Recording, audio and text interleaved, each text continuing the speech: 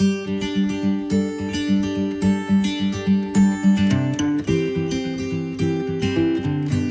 जहां भी बैठे इस वीडियो को देख रहे हैं, मुझे सुन रहे हैं, मान लीजिए आप अपने कमरे में बैठे हैं तो कमरे को देखिए। इसी कमरे में बेड है, चारपाई है, बेड शीट है, आप खुद हैं, आपकी मम्मी हो सकती है, आपके पापा हो सकते हैं, आपकी कॉपी हो सकती है, आपकी किताब हो सकती है, जैसे मेरे हाथ में चश्मा है, जैसे मेरे हाथ में ये चौक है, जैसे आप देख रहे हैं ये ब्लैक बोर्ड है। आप अपने घर में देखिए, छत है, पंखा है, लाइट है, बल्ब है।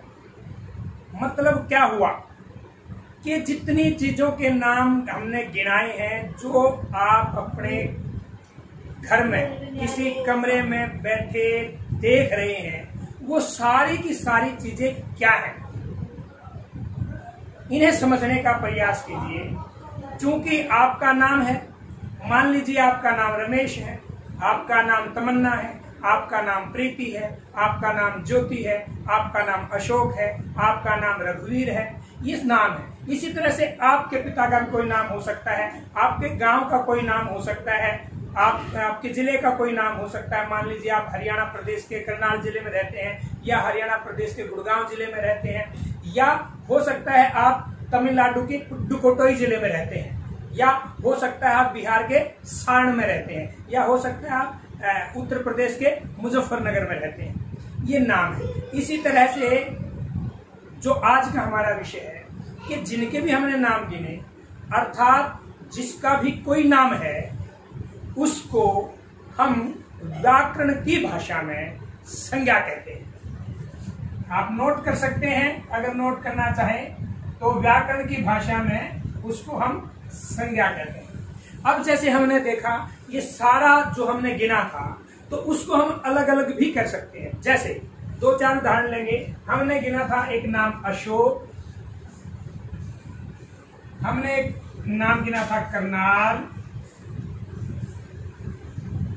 इसी तरह से जहां आप बैठे हैं तो वो आपका एक परिवार है, उसमें आप हैं, आपका भाई है, आपकी बहन है, आपके मित्र हैं, आपकी मम्मी है, आपके पापा हैं, आपके दादा हैं, आपकी दादी हैं, आपकी बुआ हैं, आपके वो परिवार है। तो इसमें परिवार भी शामिल कर लीजिए।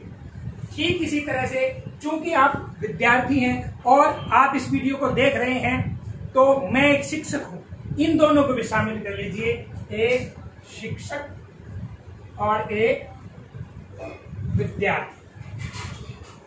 अब चूंकि आप इस महामारी के दौरान घर में बैठ के पढ़ रहे हैं, तो उस दौरान आप अकेले पढ़ रहे हैं, घर के सदस्य ही आपके पास हैं, लेकिन आप कल्पना करें पिछले दौर की, या जब से कक्षाएं लगनी शुरू होंगी तो आप कक्षा में होंगे, कक्षा भी इसमें ले लीजिएगा। तो बच्चों, इन सारी चीजों का जो हमने नाम लिया, ये सारी संज्ञाएं हैं। अब हम इनको अलग अलग कर सकते हैं, अर्थात संज्ञा के भेद भी हम सीख लेंगे। अब देखिए, अशोक किसी व्यक्ति का नाम है, तो ये हो गया व्यक्तिवाचक।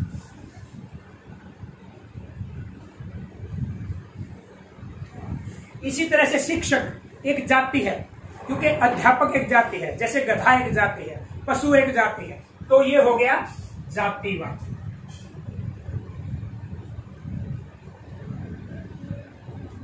और कक्षा एक विद्यार्थी की नहीं होती, उसमें बहुत सारे विद्यार्थी होते हैं, इसलिए वो हो गया समूहवाचक। समूहवाचक। अब देखिए, इसमें एक और संज्ञा होती है जिसका उदाहरण अभी हमने नहीं लिया है, वो है भाववाचक, जिससे किसी के भाव का पता लगे। जैसे मुझसे बैठा नहीं जाता, जैसे ये उदाहरण को दूसरे तरीके से समझिए। जैसे एक बच्चा है, उसमें बचपना होता है, ये जो बचपना है ये एक भाववाचक संज्ञा है। जैसे कोई लड़का होता है, उसमें लड़कपन होता है, ये एक भाववाचक संज्ञा है। तो प्यारे बच्चों, हम समझे कि संज्ञा किसे कहते हैं और संज्ञा के कितने भेद होते हैं। व्यक्तिवाचक, जातिवाचक, भाववाचक, समूहवाचक, और एक और होती है द्रव्यवाचक, जो हमें ठोस तरल पदार्थ का ज्ञान कराए। जैसे सोना, ये द्रव्यवाचक उदाहरण, संज्ञा का उदाहरण है। तो संज्ञा की परिभाषा व्याकरणिक दृष्टि से अगर हम देखेंगे, क्योंकि ये हमने सहजता से सरलता से समझने का प्रयास किया, तो संज्ञा की जो परिभाषा है कि वह शब्द जो किसी व्यक्ति, वस्तु, स्थान, भाव का ज्ञान कराए, बोध कराए, जानकारी कराए, समझ कराए, उसे हम संज्ञा कहते हैं। और संज्ञा के मुख्यतः 3 भेद होते हैं, लेकिन इनको और विस्तार देते हुए इसके हम 5 भेद मानते हैं। प्रथम भेद है व्यक्तिवाचक संज्ञा, जो व्यक्ति का बोध कराए, एक है जातिवाचक संज्ञा जो जाति का बोध कराए, एक भाव जो भाव का बोध कराए, और एक जो समूह का बोध कराए उसे समूहवाचक कहते हैं, और जो ठोस या तरल पदार्थ का बोध कराए उसे द्रव्यवाचक संज्ञा कहते हैं। आप बच्चों, आपने पढ़ना भी है घर में रह करके, और अपने आसपास जागरूकता भी फैलानी है, कोविड-19 से बचना है।